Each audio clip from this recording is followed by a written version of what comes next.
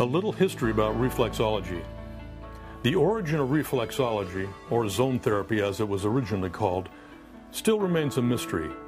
In his book, Zone Therapy, by Dr. William Fitzgerald states that a form of treatment by means of pressure points was known in India and China 5,000 years ago. This knowledge, however, appears to be lost or forgotten. Perhaps it was set aside in favor of acupuncture, which emerged as the stronger growth from the same root. Another conjecture is that it began in Egypt. Evidence for this stems from an Egyptian tomb drawing dating back to 2330 BC. This drawing depicts four people. One person is being treated with foot massage and a second person with a hand massage. Others credit its birth to the Incas, people who belong to a very ancient Peruvian civilization, possibly reaching back to 12,000 BC. It is speculated that they passed down their knowledge of zone therapy to the North American Indians, who are still using this form of treatment today. What is certain is that zone therapy was being used as far back as AD 1500. Cellini, 1500 to 1571, the great Florentine sculptor, is reported to have used strong pressure on his fingers and toes in order to relieve pain in his body with apparent success. The American president, James Abraham Garfield, 1831 to 1881, who was the victim of an assassination attempt, is said to have alleviated the resulting pain by applying pressure to certain points on his feet.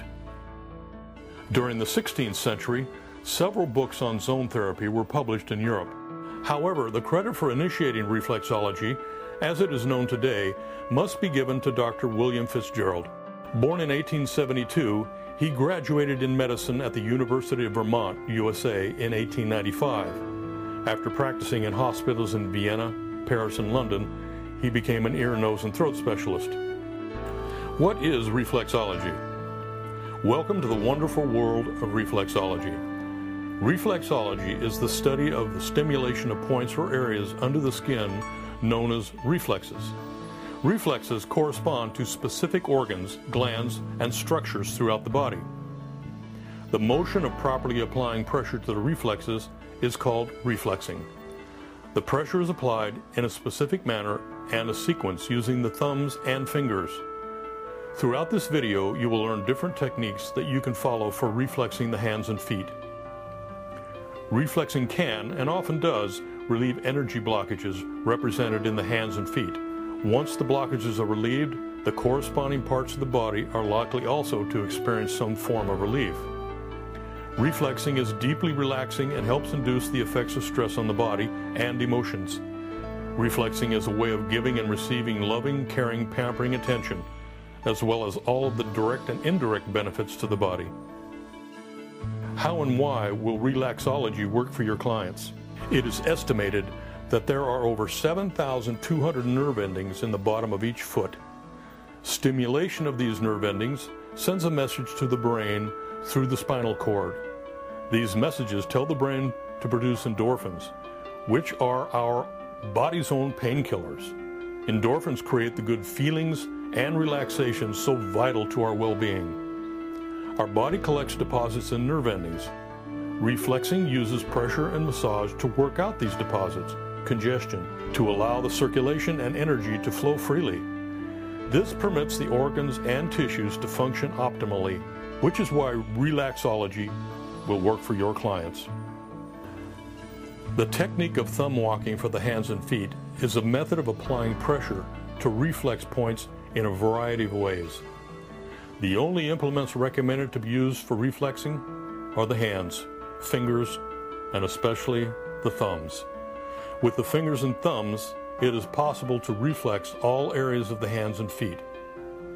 After a certain amount of practice, a sensitivity of touch develops, and the technician can feel congestion as well as tension and subtle reactions in a person's hands or feet. Energy transference, a complicated subject itself, and the importance of flesh-to-flesh touch and love can all be better expressed by the hands rather than by other implements. Reflexing is neither rubbing the hands nor the feet, as is done in massage, nor is it intrusively jabbing the finger or thumbs into them. Rather, it is an alternating of pressure resembling something similar to the movement of an inchworm. The most common method is to place the inside knuckle and pad of the thumb on the area to be reflexed.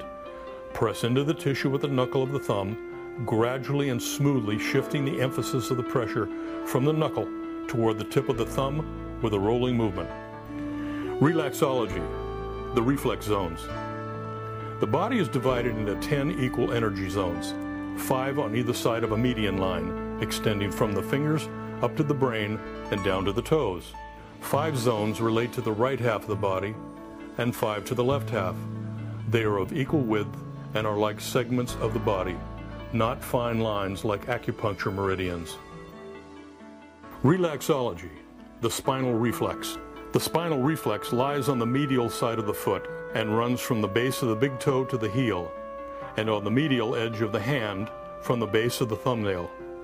Reflexology, the approximate points of the reproductive system. The reflexes of the male and female reproductive organs are found across the top of the foot and across the wrist on the hands.